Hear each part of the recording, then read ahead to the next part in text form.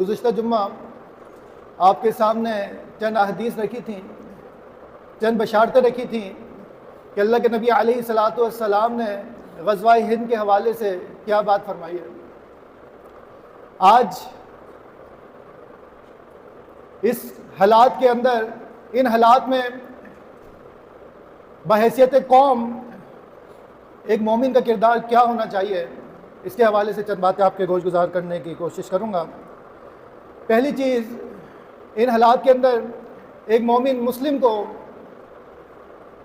اپنے سپہ سالار کا ساتھ دینا چاہیے، اس کو یہ یقین دہانی کروانی چاہیے کہ ہم ان حالات میں آپ کے ساتھ ہیں، آپ قدم بڑھائیں، آپ نے جو ایکشن لینا ہے، آپ نے جو اقدام کرنا ہے آپ کریں، ہم ملک کے دفاع کے اندر، ہم اپنی سرحدوں کے دفاع کے اندر بحیثیت قوم، بحیثیت عوام آپ کے ساتھ ہیں۔ عبداللہ بن مسعود رضی اللہ تعالیٰ عنہ بیان کرتے ہیں کہ مقدار بن اسود رضی اللہ تعالیٰ عنہ نے بدر کے دن آپ علیہ الصلاۃ والسلام کو تسلی دی۔ آپ جانتے ہیں بدر کا معرکہ ہوا تو اس وقت مسلمانوں کی تعداد بہت زیادہ محدود تھی، 313، 315 یا 317 کے قریب لوگ تھے، اور دشمن آپ کے مقابلے میں 3 گنا 4 گنا زیادہ تھا۔ آپ علیہ الصلاۃ والسلام دعائیں کر رہے، اور ایسے موقع پر مقدار بن اسود رضی اللہ تعالیٰ عنہ بہت بڑی تسلی اور ایسے الفاظ ادا کرتے ہیں جنہیں سن کے اللہ کے نبی علیہ الصلاۃ والسلام خوش ہو جاتے ہیں۔ مقدار رضی اللہ تعالیٰ عنہ اللہ کے نبی علیہ الصلاۃ والسلام سے فرماتے ہیں، یا رسول اللہ، اے اللہ کے رسول علیہ الصلاۃ والسلام، انا لا نقول لک، ہم آپ سے وہ بات نہیں کہیں گے کما قالت بنو اسرائیل لموسیٰ علیہ الصلاۃ والسلام، جو بات بنی اسرائیل نے موسیٰ علیہ الصلاۃ والسلام سے کی تھی، ہم وہ بات آپ سے نہیں کرتے۔ انہوں نے کیا کہا تھا؟ فَاذْهَبْ أَنْتَ وَرَبُّكَ فَقَاتِلَا إِنَّا هَاهُنَا قَاعِدُونَ۔ سورہ مائدہ آپ پڑھیں گے، اس میں ایک قصہ اللہ رب العزت نے بیان کیا کہ بنی اسرائیل اس قدر بزدل قوم تھی کہ جب موسیٰ علیہ الصلاۃ والسلام نے ان کی فتح کے لیے، ان کے فائدے کے لیے، ان کے مفاد کے لیے انہیں ایک بستی کی طرف جانے کو کہا کہ چلو ان کی طرف چلو، ان سے قتال کریں، تو وہ کیا کہتے ہیں جواب میں؟ موسیٰ علیہ الصلاۃ والسلام وقت کے نبی سے کیا کہتے ہیں؟ ان کی قوم کہتی ہے بنی اسرائیل، اے موسیٰ اذهب انت، اے موسیٰ تو جا، وَرَبُّكَ، تیرا رب جائے، فَقَاتِلَا، تم دونوں جا کے لڑو، اِنَّا هَاهُنَا قَاعِدُونَ، ہم تو یہاں پہ بیٹھے ہوئے، تو جا، تیرا رب جا، تم دونوں جا کے قتال کرو، لڑائی کرو، ہم یہاں پہ بیٹھے ہوئے، جب تم فتح یاب ہو جاؤ گے ہم آ جائیں گے۔ یہ ان کا رویہ تھا۔ تو یہ صحابی رسول مقدار بن اسود رضی اللہ تعالیٰ عنہ اللہ کے نبی علیہ الصلاۃ والسلام سے کہتے ہیں کہ اللہ کے نبی، ہم آپ سے وہ بات نہیں کہیں گے جو بنی اسرائیل نے موسیٰ علیہ الصلاۃ والسلام سے کی تھی، ولیکن ہم کیا کہیں گے؟ امضی، آپ چلیں، آپ نے جو اقدام کرنا ہے آپ کریں، وَنَحْنُ مَعَكَ، اور ہم آپ کے ساتھ ہیں۔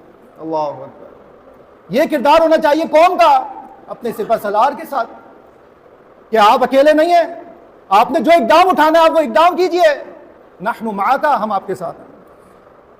عبداللہ بن مسعود رضی اللہ تعالیٰ عنہ جو روایت بیان کر رہے ہیں، فرماتے فَكَأَنَّهُ سُرِّيَ عَنْ رسول اللہ صلی اللہ علیہ وسلم، کہ اس بات نے اللہ کے نبی علیہ الصلاۃ والسلام کو خوش کر دی۔ حالانکہ آپ غور کریں کون ہے؟ اللہ کے نبی ہیں، وہی آتی ہے، یقیناً اللہ پر ایمان سب سے زیادہ ہے، اس کے باوجود جب کسی بشر نے، جب ان کے پیروکار میں سے کسی نے ان کو اچھے الفاظ کہے تو اللہ کے نبی علیہ الصلاۃ والسلام بھی خوش ہو گئے۔ تو ان صورتحال میں جب جنگ لگی ہو، اس صورتحال میں ہمیں اپنے سپہ سالار کا ساتھ دینا چاہیے، ان لوگوں میں سے شامل نہیں ہونا چاہیے جو نہ خود کچھ کرتے ہیں اور جو کر رہا ہو اس پہ بھی بھونکنا شروع کر دیتے ہیں۔ آپ جانتے ہیں کہ جب بھی قوم کے لیے کوئی خوشی کی بات ہوتی ہے، وہاں پر اسی قوم سے، اسی ملک میں رہنے والے، اسی تھالی سے کھانے والے افراد قوم و ملت کے حوالے سے، افواج کے حوالے سے ایسے الفاظ ادا کرتے ہیں جو مایوس کن ہوتے ہیں، جو لوگوں میں مایوسی پھیلانے والے ہوتے ہیں، وہ نہیں چاہتے کہ قوم کسی بھی انداز سے خوش رہے۔ تو ہمارا پہلا فریضہ کیا بنتا ہے کہ جو ہمارا سپہ سالار ہو، جو ہمارے فرنٹ لائن پہ لڑنے والے لوگ ہوں، ہم ان کے لیے اچھے الفاظ ادا کریں، چاہے سوشل میڈیا ہو، چاہے آپ فیس ٹو فیس کسی سے بات کریں۔ دوسری چیز کہ منفی الفاظ آپ نے ادا نہیں کرنا ہے، حالات جیسے بھی ہوں آپ نے مایوسی والی کیفیت بیان نہیں کرنی۔ اگر آپ کے پاس، اور یہ اصول بھی ہے، اسلام ہمیں سکھاتا ہے، اللہ کے نبی علیہ الصلوۃ والسلام نے کیا فرمایا کہ من کان یؤمن باللہ والیوم الآخر تم میں سے جو اللہ اور آخرت کے دن پر یقین رکھتا ہے، ایمان رکھتا ہے، فَلْيَقُلْ خَيْرًا أَوْ لِيَصْمُتْ، تو ایسے شخص کو چاہیے کہ اچھی بات کہے یا خاموش ہو۔ یہ تو ایک عام روٹین کی کیفیت ہے، لیکن بالخصوص جب مارکا لگا ہو، جب لڑائی جنگ چھڑی ہو، ایسے موقع پر بالخصوص آپ نے مایوسی والے الفاظ ادا نہیں کرنے، آپ نے کوئی منفی الفاظ ادا نہیں کرنے۔ اللہ رب العزت کا فرمان ہے سورۃ الاحزاب کے اندر، وَإِذْ يَقُولُ الْمُنَافِقُونَ وَالَّذِينَ فِي قُلُوبِهِم مَرَضٌ، اور جب مارکا لگ گیا، غزوہ احزاب، غزوہ خندق، جب دشمن سامنے آ گیا تو اس وقت منافقوں نے کیا الفاظ ادا کیے؟ انہوں نے کہا، اور جو کمزور ایمان والے تھے انہوں نے بھی کیا یہ بات کہی، مَا وَعَدَنَا اللَّهُ وَرَسُولُهُ إِلَّا غَرُورًا، کہ اللہ اور اس کے رسول نے ہم سے جو بھی وعدہ کیا وہ سوائے دھوکے کے اور کچھ بھی نہیں تھا۔ نعوذ باللہ۔ کیا وعدے تھے؟ کہ مدد کی جائے گی، فتح ہوگی، ہم جیتیں گے۔ جب دشمن سامنے آیا اور اپنے سے کئی گنا زیادہ آیا تو کمزور ایمان والے اور منافقین نے یہ بات کہی کہ اللہ اور اس کے رسول نے جو باتیں کی تھی سب دھوکہ تھا۔ یہ مایوس کن الفاظ، یہ منفی کامنٹس کس کی طرف سے؟ منافقین کی طرف سے۔ اور آج کی صورتحال میں بھی آپ دیکھیں، دشمن ہم سے بہت بڑا ہے، اس میں کوئی شک نہیں۔ یہ اللہ کی نصرت ہے کہ اللہ تعالیٰ نے فتح یابی نصیب فرمائی، لیکن اس موقع پر آپ دیکھیں تو صحیح، یہ جو مارکا ہوتا ہے نا، یہ جنگ ہوتی ہے، یہ کھڑا اور کھوٹا بتاتی ہے، یہ ایمان والے اور منافقین کو علیحدہ کر کے دکھاتی ہے۔ یہی صورتحال غزوہ احزاب میں تھی کہ جب دشمن مسلمانوں سے کئی گنا بڑا تھا، اس وقت منافقین نے یہ بات کہی کہ اللہ اور اس کے رسول نے تو دھوکہ کیا، نعوذ باللہ۔ پھر آگے اللہ تعالیٰ فرماتا ہے وَلَمَّا رَأَى الْمُؤْمِنُونَ الْأَحْزَابَ، لیکن جب مومنوں نے احزاب لشکر دیکھے دشمنوں کے، اللہ اکبر، پہلے کس کا ذکر کیا کہ جب منافقین نے دیکھا دشمن کو، اور اب ذکر کیا جا رہا ہے کہ مومنوں نے جب لشکروں کو دیکھا، اپنے مد مقابل دشمنوں کو دیکھا، قالوا هذا ما وعدنا اللہ ورسولہ، یہ تو وہی ہے جس کا اللہ اور اس کے رسول نے ہم سے وعدہ کیا تھا، وصدق اللہ ورسولہ، اور اس کے رسول نے، اللہ اور اس کے رسول نے ہم سے سچ کہا تھا۔ وما زادہم الا ایمانا وتسلیما، اور جب یہ لشکروں کا دیکھنا، یہ دشمن کا بھاری ہونا، یہ ساری کیفیت دیکھنے کے بعد مومنوں کا ایمان مزید بڑھ گیا، مومنوں کی جو فرما برداری تھی وہ مزید بڑھ گئی دشمن کو دیکھنے کے بعد۔ یہ کامنٹس ہیں ایک مومن مسلمان کے کہ وہ مایوسی والے الفاظ ادا نہیں کرتا۔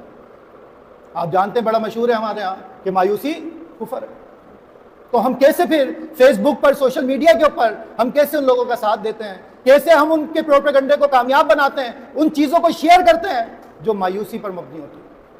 تو یہ ایک مومن مسلمان کا کردار نہیں ہے۔ تیسری چیز کہ ہمیں بحیثیت مومن مسلمان ہمارے دل کے اندر شہادت کی تمنا ہونی چاہیے۔ بہت معذرت کے ساتھ یہ ہماری جو نیو جنریشن ہے، بالخصوص اگر میں ان سے بات کر رہا ہوں، تو یہ شاید سمجھتے ہیں کہ اسلام نہ چند رسمی چیزوں کے ادا کرنے کا نام ہے۔ نماز پڑھ لیں، رمضان آ جائے تو روزے رکھ لیں، عمرے پہ چلے جائیں، حج پہ چلے جائیں، بس یہ آپ کا اسلام ہو گیا۔ اس کے علاوہ آپ نے زندگی جیسی گزارنی ہے، جن کے نقش قدم پر گزارنی ہے، کوئی مسئلہ ہی کوئی نہیں ہے۔ آپ یہود و نصارہ کی نقالی کریں، آپ مشرکین ہندوؤں کی نقالی کریں، آپ دیگر ان کی رسومات کو لیں، ویلنٹائن ڈے بنائیں، کرسمس کہیں، اور دیگر سارے کام کرتے چلیں، کوئی مسئلہ نہیں ہے۔ مسلمانیت کیا ہے؟ یہ چند چیزوں کا نام ہے۔ تو ایسا نہیں ہے۔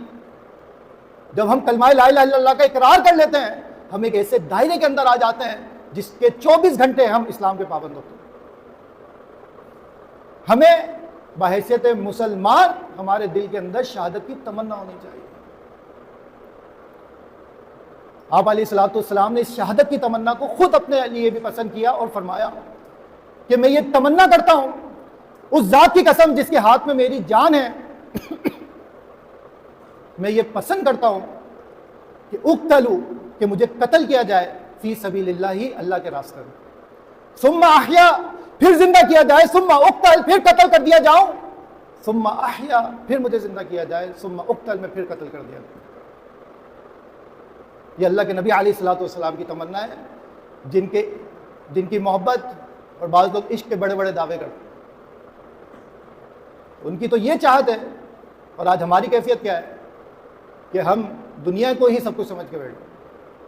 آپ علیہ الصلوۃ والسلام نے فرمایا کہ جس نے نہ تو جہاد کیا نہ اس کی تیاری کی، وہ شخص نفاق کے شعبوں میں سے ایک شعبے پہ مرے گا، وہ منافقت پہ مرے گا، جس نے نہ تو جہاد کیا نہ جہاد کی تیاری کی۔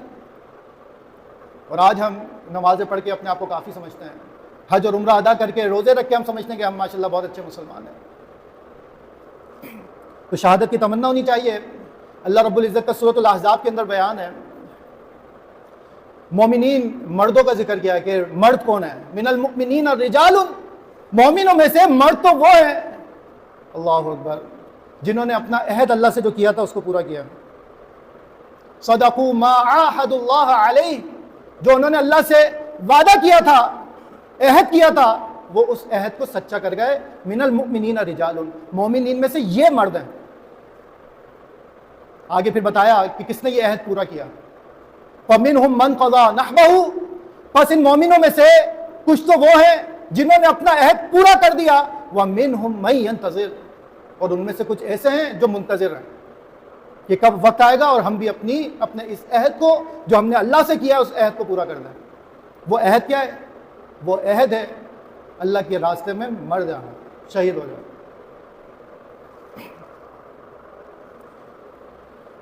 اس کی بہت ساری توجیہات ہیں۔ اس سے مراد تھے غزوہ احزاب سے پہلے غزوہ احد جو ہوا۔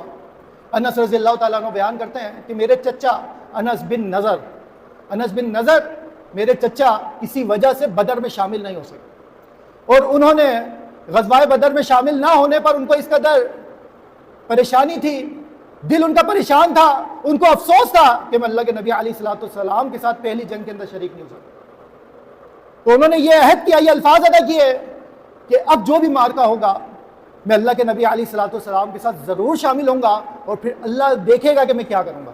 بس اتنی بات کہہ کے وہ ڈر گئے، انہوں نے مزید آگے کوئی بات نہیں۔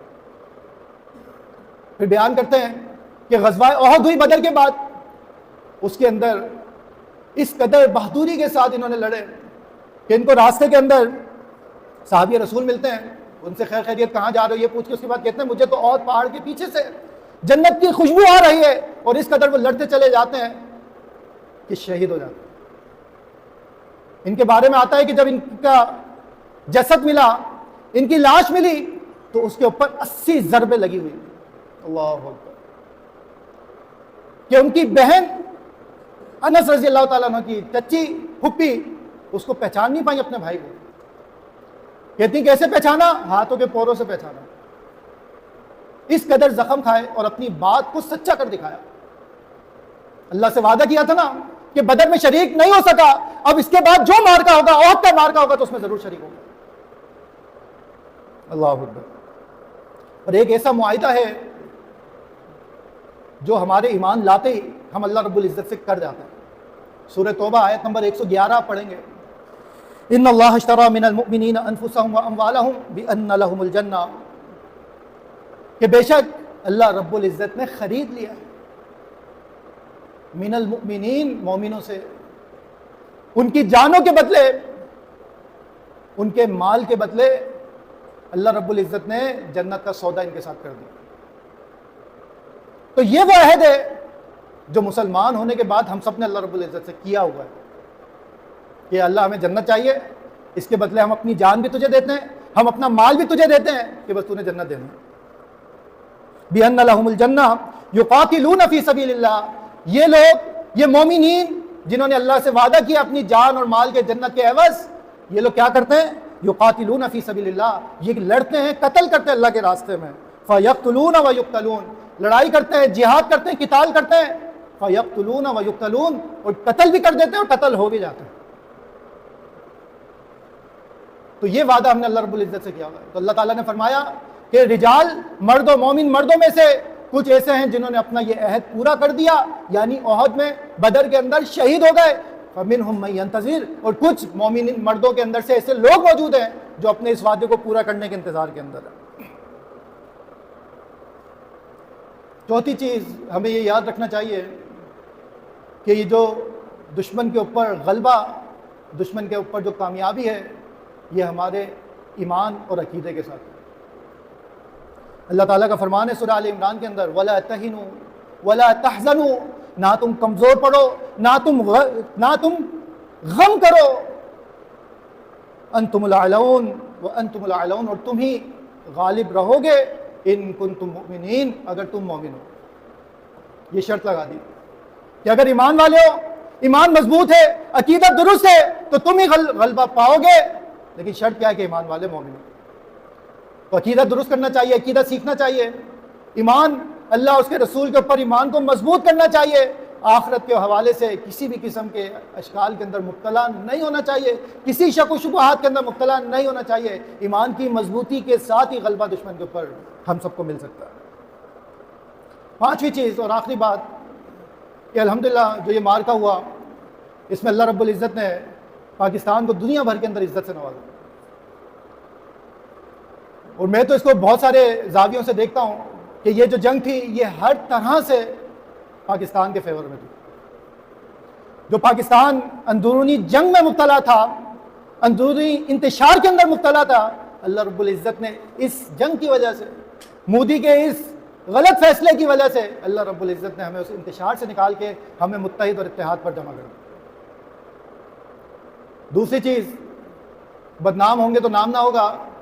جہاں پاکستان کے حوالے سے چلے اگر انٹرنیشنل میڈیا پر کوئی بات نہیں تھی تو پاکستان ہائی لائٹ ہو گیا، پھر الحمدللہ رو کو فیل کیا، وہ اللہ رب العزت نے اور نام کے اندر اضافہ فرمایا۔ تو الغرض یہ ہر طرح سے انشاءاللہ پاکستان کے فیور میں فتح تھی، اس پر ہمیں اللہ رب العزت کا شکر ادا کرنا چاہیے، اور شکر کس انداز سے ادا کرنا چاہیے یہ آخری بات ہے۔ جب فتح مکہ ہوا اللہ رب العزت نے آیت نازل فرمائی، بسم اللہ الرحمن الرحیم، اذا جاء نصر اللہ والفتح، جب اللہ کی مدد آ جائے اور مکہ فتح ہو جائے، تمہیں فتح حاصل ہو جائے، تو تم نے کیا کرنا ہے؟ فسبح بحمد ربک واستغفر، بس تم نے حمد بیان کرنی ہے، اللہ کی تعریف بیان کرنی ہے اور استغفار کرنا ہے۔ بڑائی کس کی ہے؟ صرف اللہ کی، ہمارا کوئی کمال نہیں۔ ہم سے زیادہ اپ ٹو ڈیٹ جو چیزیں ہیں، آلات ہیں، ٹولز ہیں، ویپنز ہیں، وہ اسرائیل کے پاس موجود ہیں، لیکن جب اللہ کی مرضی نہیں ہوگی تو یہ ٹول بھی کسی کام کے نہیں۔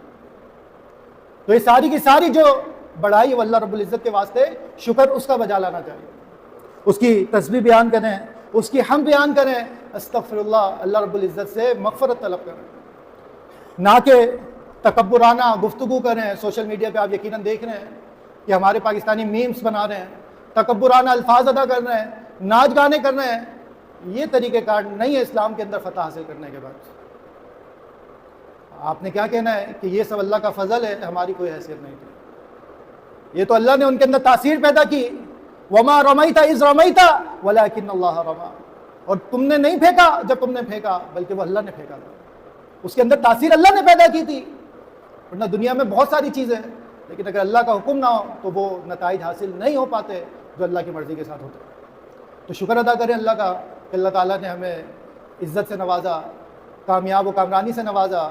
اسی پہ میں اپنی بات کا اختتام کرتا ہوں۔ اللہ تعالیٰ مجھے اور آپ کو عمل کی توفیق عطا فرمائے، جو کچھ کہا ہے، سنا ہے، بیان کیا، اللہ تعالیٰ اپنی بارگاہ میں قبول فرمائے۔ وآخر دعوانا الحمدللہ رب العالمین۔